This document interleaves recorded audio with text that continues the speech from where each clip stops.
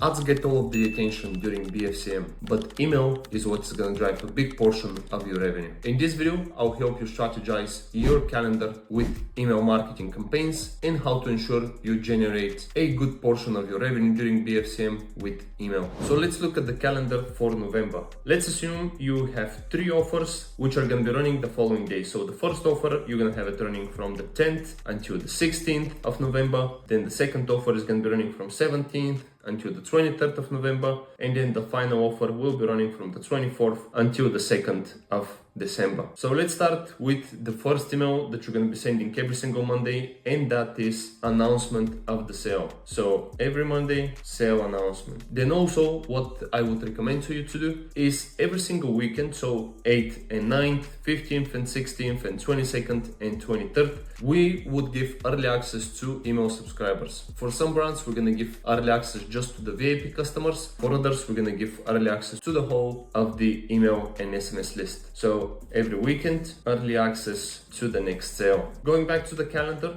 during the first 2 sales, it really depends the size of your list. If you have a big list, you can send emails every single day, and please make sure you're excluding people who purchased during the sale. So for example, once you send email on the 11th, you can exclude people who have purchased on the 10th, because they would see the exact same offer, and if they have bought on the 10th, they'll most likely not buy again during the first offer. You can perhaps include them in the email that you sent on the 13th and the 14th, but definitely not on the 11th and on the 12th. Same thing with the next offer, but when it comes to the main offer, you can probably exclude people who have purchased just the previous day, unless there is something else that you're promoting and you want to include them again. So for example, if they have bought a dress from the email on the 24th, but then on the 25th you're promoting jackets, you can include them in the email. Again, this is going to require a lot of segmentation, so if you don't have a big enough list, it's not going to be worth it. During the main offer, you need to be sending emails every single day. In some instances, what we're going to be doing, we're going to send the first email in the morning, and then in the evening about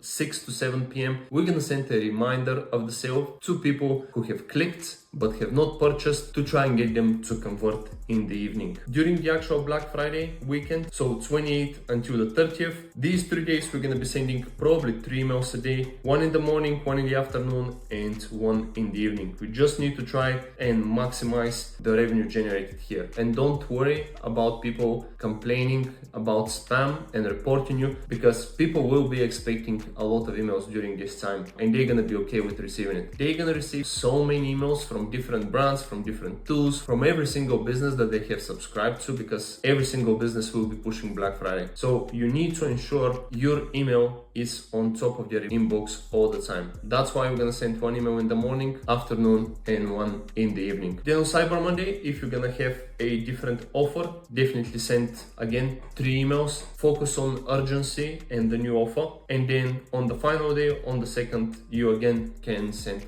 a few emails just to push people to buy, because it's the last day of the sale. Then moving on to my next point is post promo days. Now, after Black Friday and Cyber Monday, you don't need to get silent. There's gonna be people who still be buying during this week, so you need to create post-purchase campaigns. And this would mean you can, for example, send an email to people who did not purchase throughout the entire sale. So for example, people who have not purchased through this period here, including the 1st and the 2nd, you can send them an offer. You can create a landing page with, let's say, your best sellers, and you can send them an offer only on those. You don't need to blast your whole email list, but just focus on those people who have not purchased, probably even who have not purchased in this main week here. People who have purchased here but not purchased here, you can definitely include them in the list. And also people who have purchased on the 1st and the 2nd, you can exclude those as well. And that's about it. I know it was a short video, but I feel like there's a lot of actionable things here. I think it's also enough for you to prepare for Black Friday and Cyber Monday. And yeah, any questions, drop them in the comments below, and I'll see you in the next one.